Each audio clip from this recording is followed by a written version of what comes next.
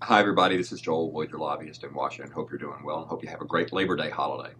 Let's imagine for a second that Mitt Romney manages to thread that needle and win Ohio, Florida, the other necessary states, and is elected president. We certainly know a lot about what President Obama has in mind on health care reform, and we've talked in the past about the very difficult implementation problems that he's going to face, even if he's reelected and even if he maintains control of the Senate, particularly with this new Medicaid donut hole that's been created by the Supreme Court decision with Georgia Governor Nathan Deal this week becoming the latest red state Republican governor saying he has no intention of expanding Medicaid there. But put that to the side.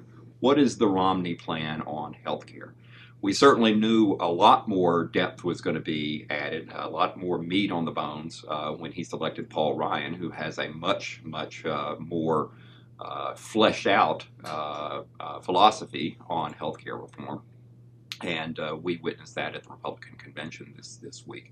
But keep in mind as well that there are some worries on this front. As much as I love Paul Ryan, and as sophisticated as I think his thinking is on this, Paul Ryan's original blueprint on healthcare reform, putting Medicare to the side, which is what everybody seems to want to focus on, would have eliminated any employer tax credits for offering healthcare coverage to employees. And it would substitute that with a system of refundable tax credits going to individuals.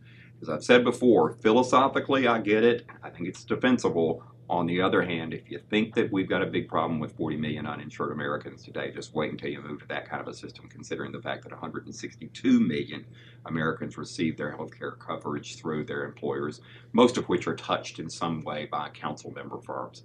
That's worrisome, but it has not been incorporated into the Romney plan in any way.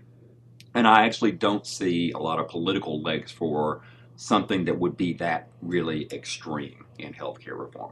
If you go on Mitt Romney's website, just the mittromneyforpresident.com or mittromney.com, and go to the issues section and the healthcare section, you really don't see, even to this day, a lot of flesh out there.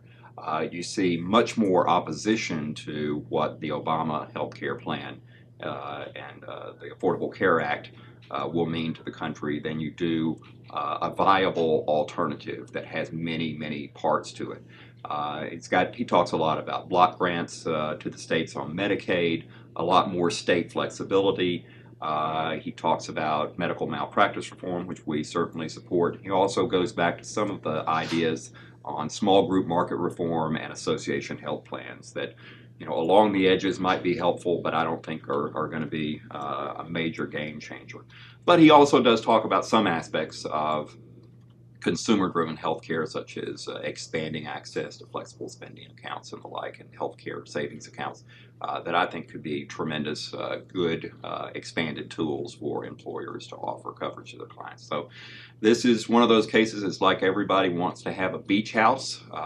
Everybody wants to go to heaven. Nobody wants to die, but not everybody is entitled to that beach house. So I think we're going to see more of an evolution. I hope a lot more of it as we get closer to the actual presidential debates. So again, everyone have a great Labor Day. All the best.